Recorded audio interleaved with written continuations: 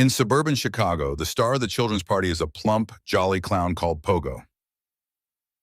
Behind the makeup is a respected building contractor, Wayne Gacey, trusted enough to shake hands with the First Lady of the United States. And the whole time he smiles for that camera, 33 murdered young men lie buried in the crawl space beneath his own house. Most of them are lured there by a single promise, a steady construction job. The last is a 15-year-old boy who leaves his shift at a pharmacy to meet that contractor and is never seen alive again. For 6 years, nobody connects the missing young men to the cheerful clown who entertains sick children in hospitals.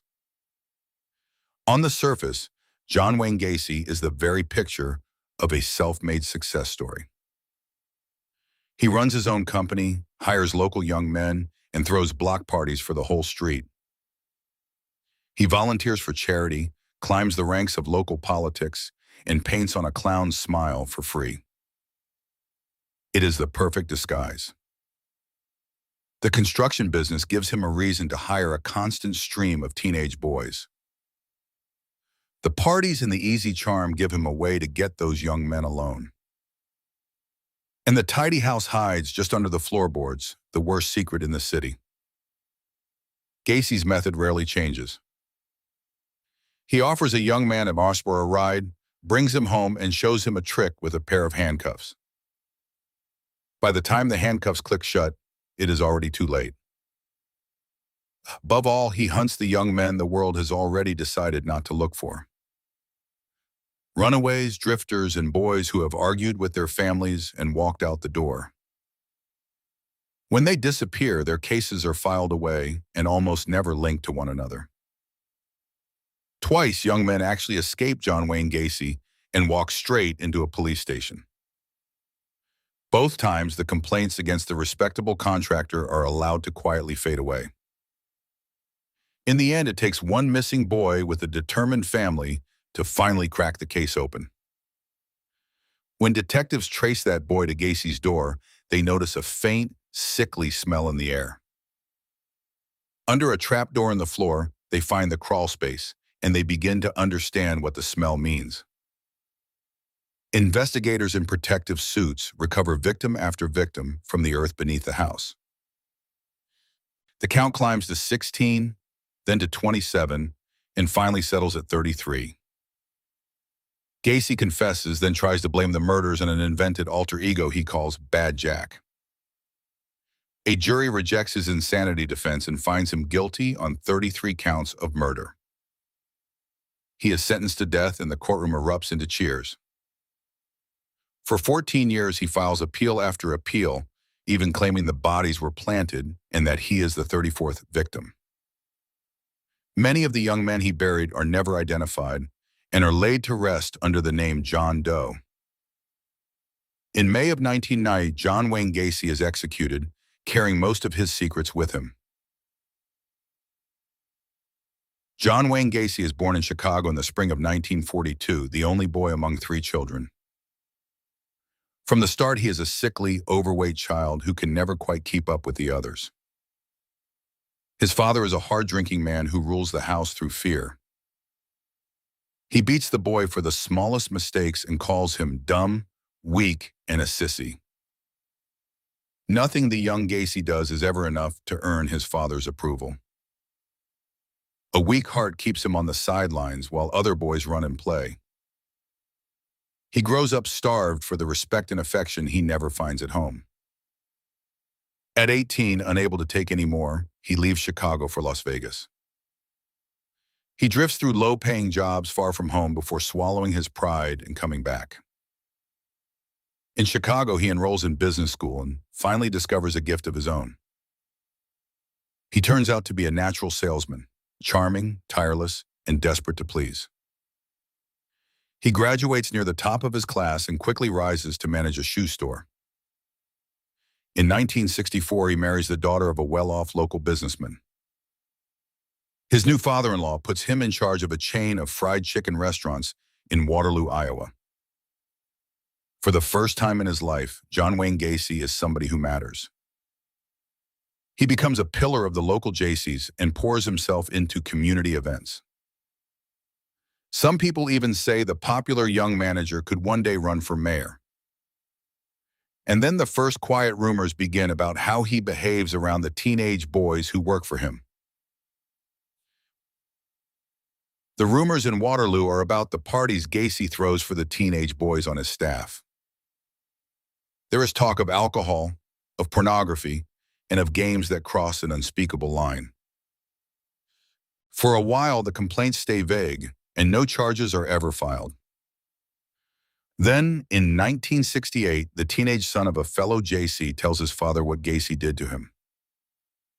The father goes straight to the police, and this time the accusation holds.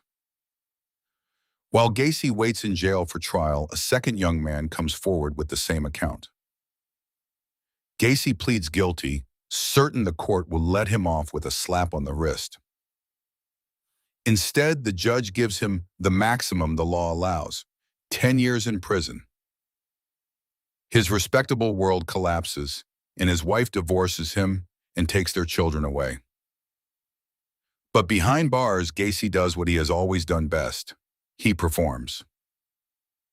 He becomes a model prisoner, polite, hardworking, and endlessly helpful. He even runs the prison chapter of the Jaycees and earns himself early release. After just 18 months of a 10-year sentence, John Wayne Gacey walks free. He does not go back to Iowa, but returns to the city that raised him. On paper, he is a parolee with a serious record of sex crimes against teenage boys. In practice, almost no one in Chicago is watching him at all. Within months, he is arrested again, accused by a young boy of trying to force himself on him. But the boy never appears in court, and the charge is quietly dropped. Because Illinois never tells Iowa about the new arrest, his parole is ended early as a reward. The single most important warning about John Wayne Gacey falls straight through the cracks. His record is buried as neatly as the secrets he is about to create. And a free man with a spotless, public face begins to build a new life in the suburbs.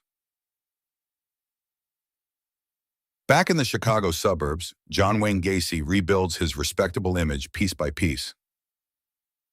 He launches a construction company and proves to be a tireless, genuinely successful businessman. He buys a modest house on a quiet street in an unincorporated stretch of Norwood Park. He marries a second time, in part to lend color to his image as a settled family man. He throws huge block parties, and the entire neighborhood is invited. He volunteers for the local Democratic organization and becomes a trusted precinct captain. It is through that political work that he earns the photograph he is proudest of. In a sharp suit, John Wayne Gacey shakes hands with the First Lady of the United States. To complete the disguise, he creates a character he calls Pogo the Clown. He sews his own costume, paints his own face, and performs at hospitals and parties for free. Parents trust him, children adore him, and the whole community admires him. But behind the locked doors of that ordinary house, a second life has already begun. By his own account, Gacey commits his first murder in early 1972. He picks up a young man at a downtown bus terminal and brings him back to the house. The victim is never identified, his name lost before anyone even realizes he is gone. Gacey learns that he can make a young man vanish and face no consequences at all. He sharpens a method built to exploit how trusting and how desperate young men can be. Sometimes he flashes a fake police badge and pretends to place his victim under arrest. Other times, he simply offers a ride, a drink, and a harmless-looking trick with handcuffs. Once the handcuffs are locked, the friendly contractor turns into someone else entirely. He hides the bodies in the shallow crawl space beneath his own floorboards. When a foul smell starts to seep through the house, he blames it on damp and bad plumbing. His second wife eventually leaves him, complaining, among other things, of that constant odor. With the house at last to himself, the killing is free to speed up. From the mid-1970s on, the pace of John Wayne Gacy's crimes sharply increases. In one stretch of a single spring, at least 5 young men disappear into the house. On one terrible night, he murders 2 separate victims within hours of each other. He widens his net, picking up runaways, drifters, and young men selling themselves on the street. So many of his victims are boys the world has already written off. Some are runaways whose families do not even know which city they are in. Others are young laborers who took a job on his crew and were simply never seen again. Because these young men live on the margins, their disappearances set off few alarms. Police often treat them not as victims, but as teenagers who chose to run away. The thread that ties them together stays invisible, scattered across separate towns and files. And not everyone who walks into the house on the quiet street actually dies there. In late 1907, Gacey takes a young man at gunpoint and assaults him for hours before letting him live.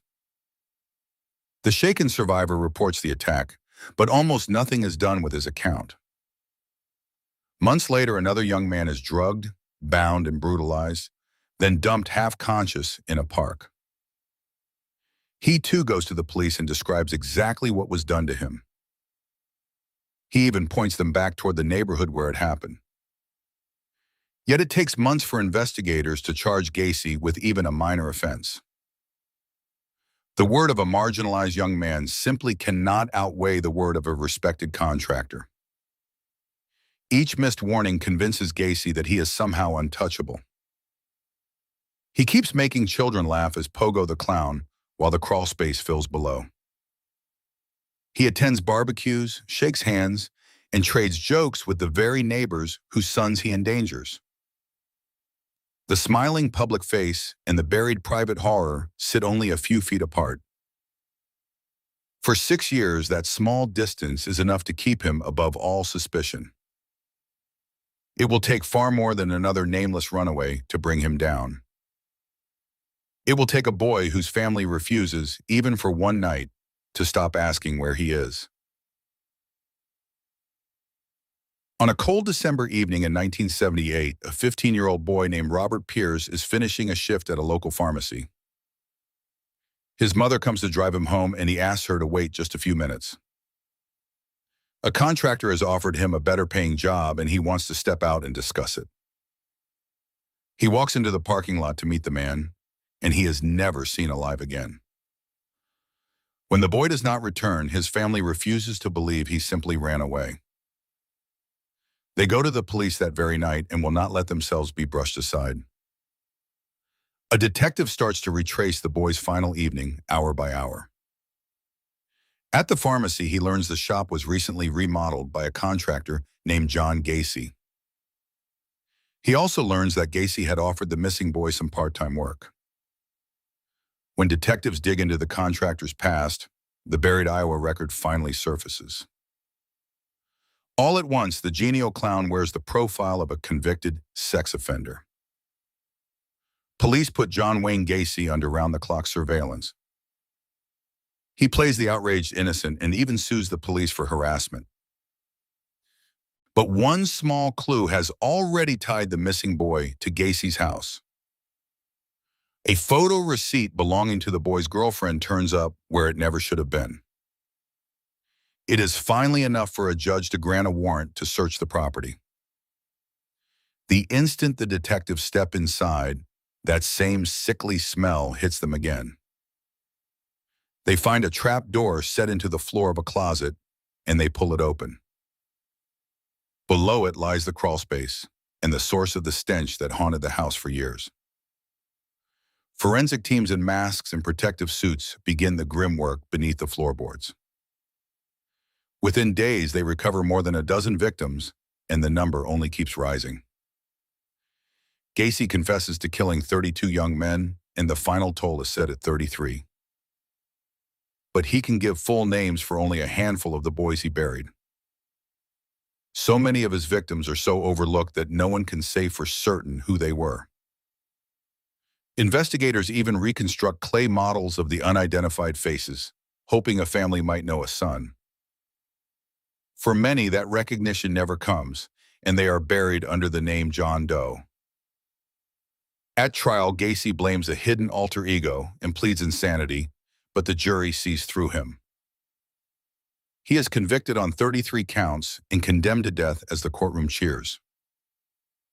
After 14 years of appeals, John Wayne Gacey is put to death in 1994, leaving a city to bury its sons and its questions together. If you have followed this channel, you have seen again and again how easily evil hides behind a trusted, ordinary face.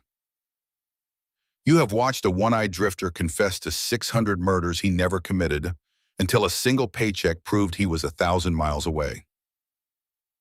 You have watched a killer terrorize an entire city for more than a year, only to be caught by ordinary people who knew his face from the newspaper. Next episode, episode 22, we cross the ocean to London, to a quiet government clerk who strangled lonely young men in his flat, kept them with him long after they were dead, and was undone only when the drains beneath his home began to choke.